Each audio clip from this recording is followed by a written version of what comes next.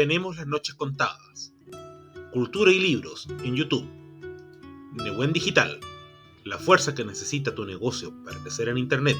Y VBP Propiedades, gestión inmobiliaria en buenas manos, presentan Estudio 6.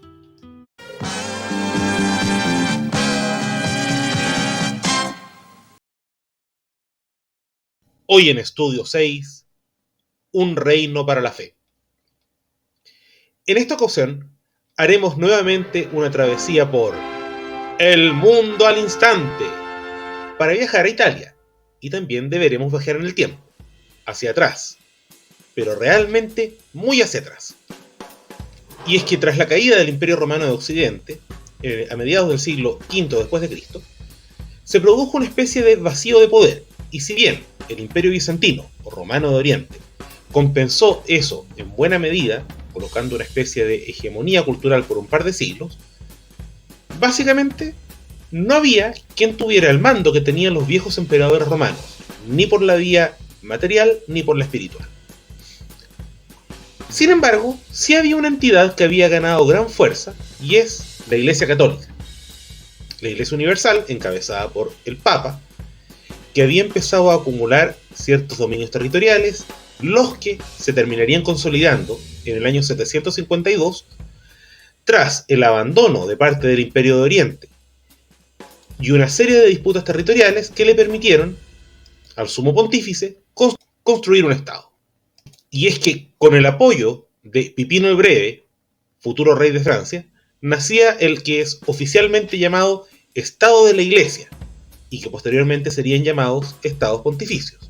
Si bien parecía una expansión constante, la llegada de Carlomagno frenó el impulso del Papa y lo terminó transformando en un Estado de tamaño regular, en una Italia que, si bien obviamente tenía la misma orografía que el día de hoy, pero no era un Estado unitario desde la caída del Imperio, donde esta nueva nación traspasaba la bota de mar a mar, del Tirreno al Adriático. Si bien dentro de los propios estados pontificios hubo ciertas pugnas durante varios siglos entre el poder civil encarnado por el Senado romano y el Papa, este finalmente logró someter a los poderes terrenales bajo su mando e incluso se daba el lujo, por ejemplo, de ir a la guerra.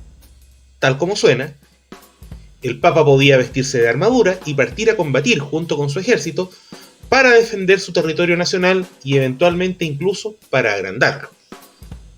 Por lo mismo, son habituales los relatos históricos que nos hablan de papas yendo a la guerra y de incluso Roma siendo sitiada por enemigos del mismo y saqueada, como en 1527, por las fuerzas del emperador Carlos V.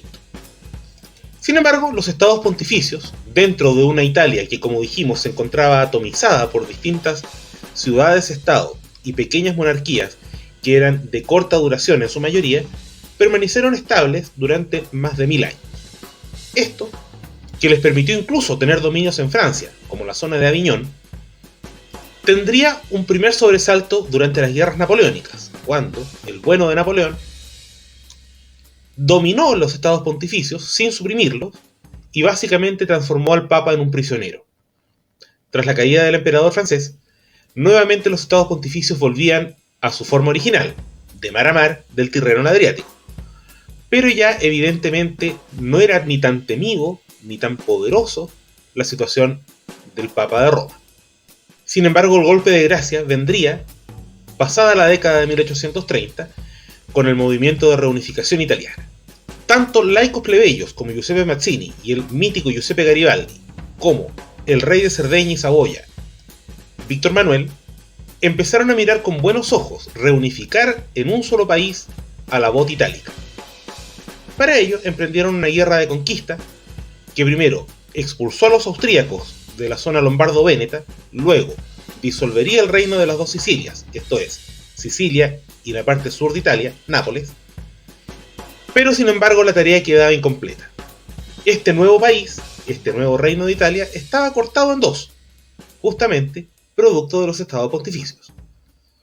Por lo tanto, pese a que el rey era católico, empezó una invasión, que tendría su término en 1870, cuando el ejército unificado italiano llegó a las puertas de la plaza de San Pedro. Y se detuvo. Vale decir Básicamente, anexaron los estados pontificios, pero en un gesto simbólico se detuvieron ante la residencia papal, reconociéndole un grado de autonomía. Y en ese momento se desató un conflicto, la llamada cuestión romana o cuestión romana, puesto que no había una definición política clara sobre qué hacer con el Papa y sus dominios territoriales. Ello, además, porque el nuevo reino de Italia trasladó su capital de Turín, donde estaba la capital del reino de Cerdeña, a Roma, la misma ciudad eterna donde el Papa había ejercido poder durante siglos.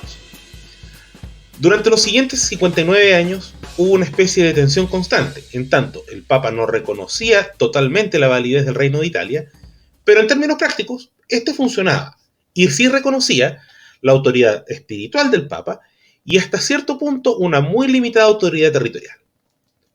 ¿Cómo se resolvería la situación?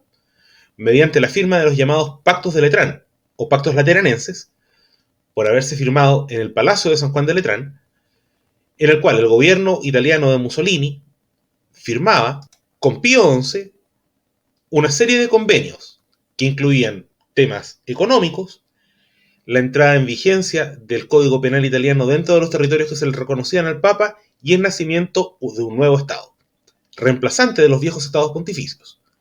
La Ciudad del Vaticano, un pequeño territorio independiente de 44 hectáreas, y a su vez, en contrapartida, el Papa reconocía al Reino de Italia como soberano al otro lado del río Tíber, en lo que actualmente y hasta el día de hoy corresponde al territorio de la hoy República Italiana. Los pactos lateranenses tenían una serie de compromisos económicos de compensación que hacía Italia respecto del papado. A su vez, el papado reconoce la vigencia del Código Penal italiano en su territorio y por lo tanto los carabinieri pueden entrar en caso de haber un delito flagrante. Y por otro lado, el Papa aseguraba, aunque fuera de modo medio simbólico, una existencia territorial autónoma, siendo todavía jefe de Estado y, en términos prácticos, el único monarca absoluto de Occidente. Por eso, este reino, que parece tener recién 95 años, en realidad es heredero de uno milenario. Un territorio que, como dijimos, cortó Italia de mar a mar y que hoy día es una pequeña ciudad que sigue siendo centro del catolicismo y un gran atractivo turístico. ¿Cómo se daría por completo ese proceso de reunificación italiana? Es, obviamente, un proceso mucho más largo que quizás será objeto de otra historia.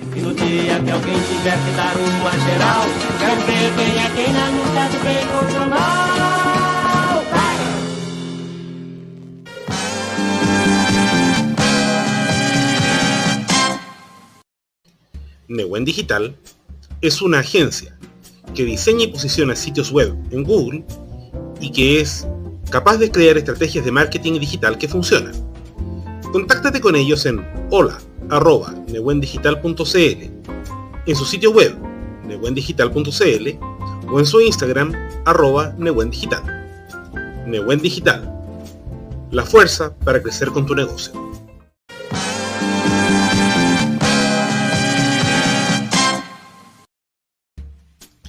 ¿Quieres comprar, vender o arrendar una propiedad? Contáctate con VVP Propiedades. Más de 15 años en el mercado inmobiliario los avalan. Escribe a fmarilao@vvp.cl y deja tu gestión inmobiliaria en las mejores manos.